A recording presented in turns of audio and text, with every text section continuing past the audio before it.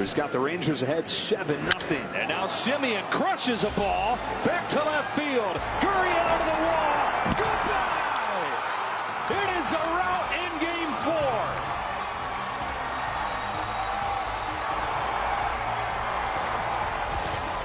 What is up, everybody? Happy Halloween and welcome into another episode of Flippin Bats. Game 4 of the World Series is in the books, and what was largely a blowout the entire game, the Rangers take a massive game and now have a strong hold on this series 3-1. As always, I am joined by Alex Curry, and Alex, it's Halloween. We might as well look the part, you know? I mean, I wore this the entire game. I have been looking the part during the game, post. You just put on this mighty fine, who are you? Western Ken. Yes. Ken. Might I add, okay. I did just put this on, but you are wearing it's a nice outfit. It's not a costume. I think I'm Disco Ball World Series Barbie. I heard you say earlier today it was going to be your Game 7 outfit, and now you're wearing it for Halloween. Because so it felt you're not wearing a costume, so you can't give me shit about it.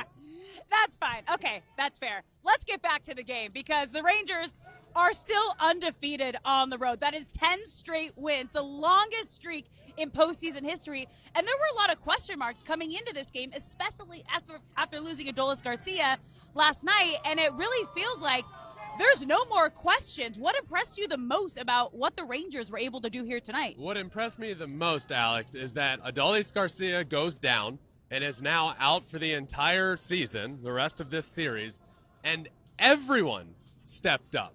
And it started with the stars. It started with Corey Seager. It started with Marcus Semien. Corey Seager's been hot. He's been on fire, and he's stayed on fire. He's the only shortstop in World Series history with 3 or more home runs in a single World Series. He's well on his way, in my opinion, to World Series MVP. Marcus Semien, on the other hand, one of the other stars, he, complete opposite really of Corey Seager, has been fairly quiet. Certainly this World Series, but for the last few series he's been quiet. But he really got hot tonight, dominated out here. So first 15 playoff games this year, 2 extra base hits and 3 RBIs total. Tonight, through 3 innings, 2 extra base hits and 5 RBIs. So it only took 3 innings tonight and this game to top his entire total from the postseason. But it wasn't just those 2 guys. You needed the stars to step up, but you needed the supporting cast too as well. And tonight they got production from all around. This is what I saw from the Texas Rangers that I saw all year long that made them so good in the regular season and one of the best offenses in baseball in the regular season. It's not just because of Corey Seager and Marcus Semien. It was because of their 1 through 9 in the lineup. I was down on the field earlier before the game talking to Adam Jones and Shane Victorino, and we were talking about this lineup, and it was their 7 through 9 of this lineup is what made them so good all year long, and they've been fairly quiet. That's got to change. Tonight it did. Josh Young, Travis Jankowski, who stepped in to replace Adolis Garcia, Jonah Heim, Andrew Heaney, they were all great. Josh Young, 3 for 4. Jankowski, 2 for 4. Jonah Heim, 1 for 4 with a homer. Andrew Heaney, 5 innings pitched with only 1 earned run. So now, if you're the Texas Rangers, you feel great. You're up 3-1. Your best pitcher's throwing tomorrow, and Nathan Eovaldi. And if you need him after that, you got another great pitcher in Jordan Montgomery throwing. So I'm not going to sit here today in my Western Ken outfit down on the field here in Arizona and say this series is over. Not going to say that. But what I will say is the champagne is on ice, Alex. Yeah, the Rangers are feeling great about this series. One of the heroes of the night, hitting his first ever World Series home run, Jonah Heim, caught up with him after the game. Jonah, some tough news after the game last night and before the game today about Adolis Garcia, one of the best offensive players so far this postseason for you guys, going to be out for the rest of the World Series. How was this team able to rally around that and come out today and have the offensive performances that you guys did? Yeah, I think you saw it today. We're going to come at you 1 through 9, and we're going to put together some good at-bats. So when we can do that and put together a good game plan and attack you as a team, we're pretty hard to beat. Let's talk Corey Seager. How good is that guy? I mean, you see it each and every day. It's truly remarkable. It's kind of a letdown at this point when he gets out. So we're just so accustomed to him doing something great each and every at bat. So it's and it doesn't hurt that he's one of the best teammates I've ever had either. A lot of people are going to want to talk about the offense tonight. Obviously, it was great 1 through 9. But as a catcher, I want to talk to you about Andrew Heaney and the start that he put up. When you guys needed it the most, a guy that I think many were saying if he can get through 3, it's a success. Talk about what you saw from Andrew Heaney tonight from behind the plate. Oh, he was unbelievable. When you give him runs, he's pretty hard to beat because he's gonna pump the strike zone and he's gonna come out with all his pitches. And when he's doing that and he's throwing strikes and he's stacking you, he's pretty hard to beat. Congrats on your first World Series home run, by the way. As a kid growing up, you ever imagine you'd be hitting homers in the World Series? How cool is that?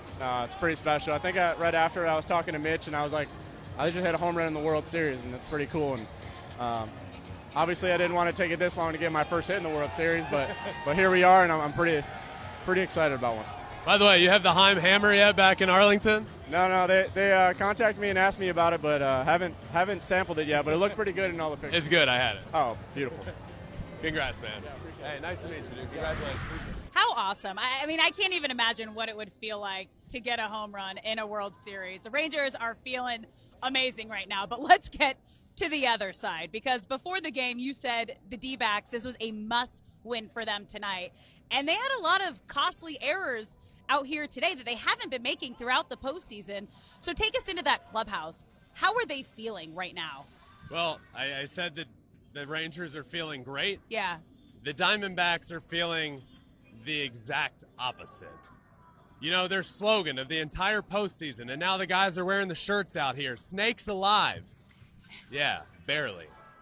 5 unearned runs tonight was crucial. You know, when this game was 10-0, 10-1, 11-2, yeah, it was kind of like this game's a blowout, whatever, didn't really matter what happened, you know, defensively. Well, you look up at the end of the night, 5 of the runs ended up being unearned.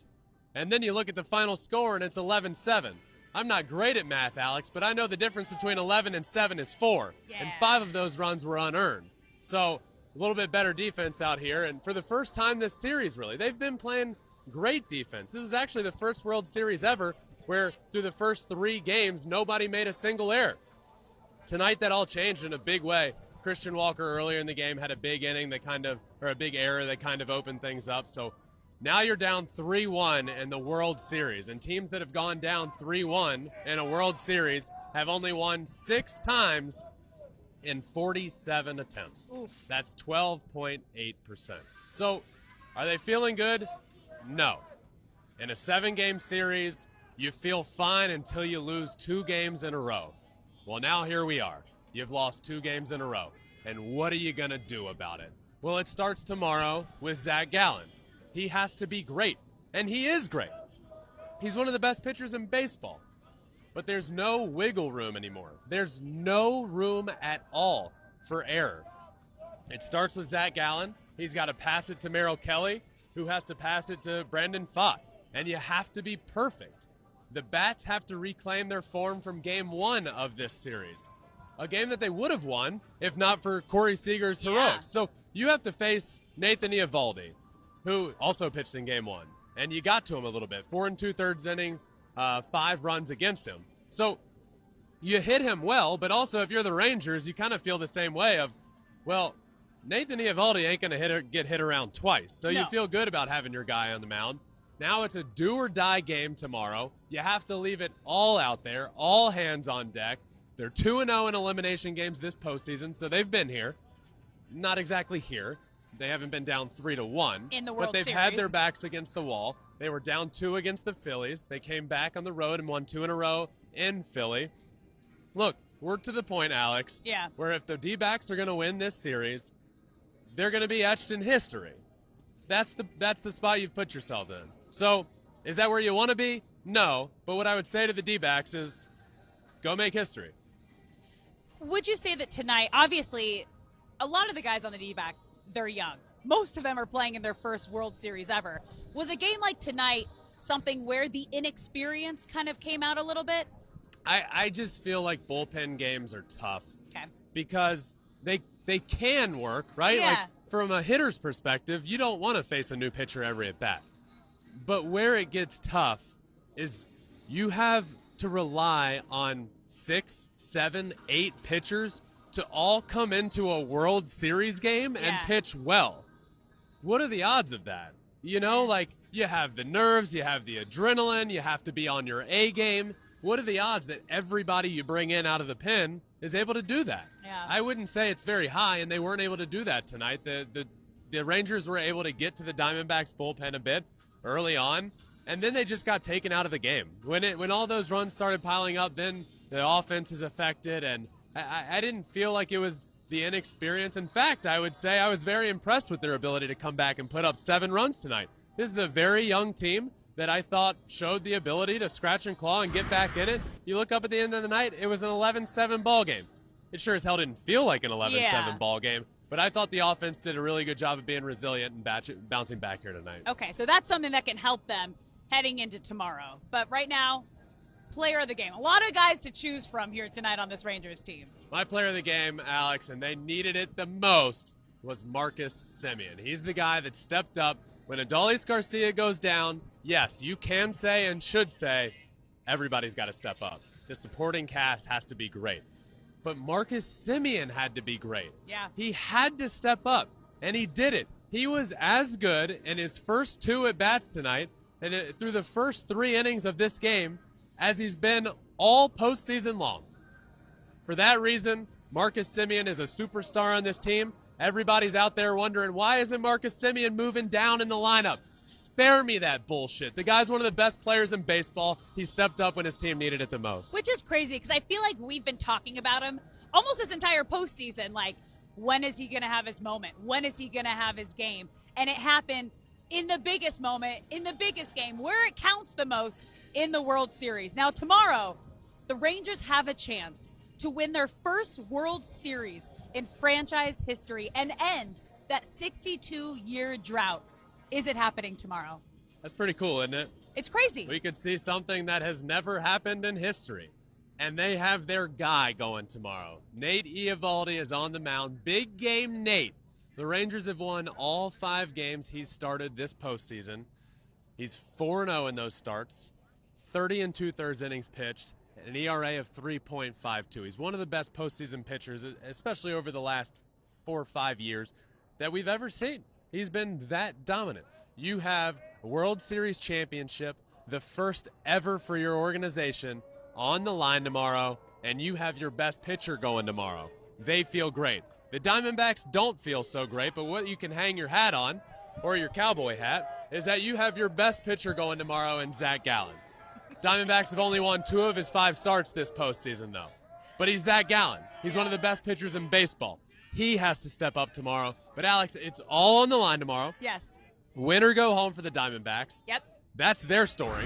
The Rangers have an ability to win their first World Series championship in history of their organization, and they have their guy going tomorrow. I am pumped up for that. I mean, this is what it's all about. I'm hoping it's going to be a close one. It's going to be a great one. Are you going to give a thought yet, or are we going to wait for tomorrow? Oh, we're going to wait for tomorrow. Okay. Look, the champagne's on ice. Yeah. I'll say that. Okay. But who knows what's going to happen? Ow! What? Alex. Ow! There's a snake in my boot. You literally scared me. I thought... Okay, that was way better than pregame. That was way better than pregame. I thought you were legitimately hurt. I'm feeling mischievous tonight. Okay. We should go trick-or-treating. Fine. We should go trick-or-treating Can we? tonight. Where? I don't know. We'll figure it out. Figure it out. Win in Arizona, they we'll say. We'll put producer Rego on the job. For those that are just listening and quite confused at the moment, there is a fake snake that I've had next to me this whole time and just pretended to pull it out of my boot. So there's that. A fake snake feeling pretty not Ominous. alive. Not alive like the Dbacks snakes. It doesn't look very alive. Yeah. Regardless, 'Kay. this morning, Alex, Randy Johnson joined So Flippin Bats. cool. One of the So coolest cool. things for me, for sure. I grew up watching Randy Johnson pitch. One of my first baseball memories, Alex, was with my dad.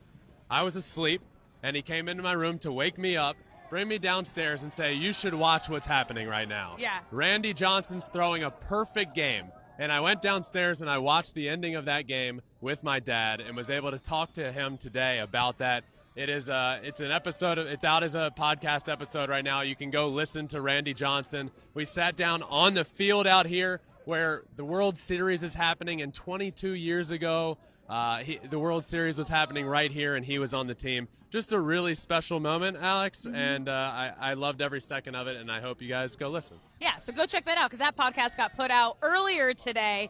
Then listen to this one. What's happening?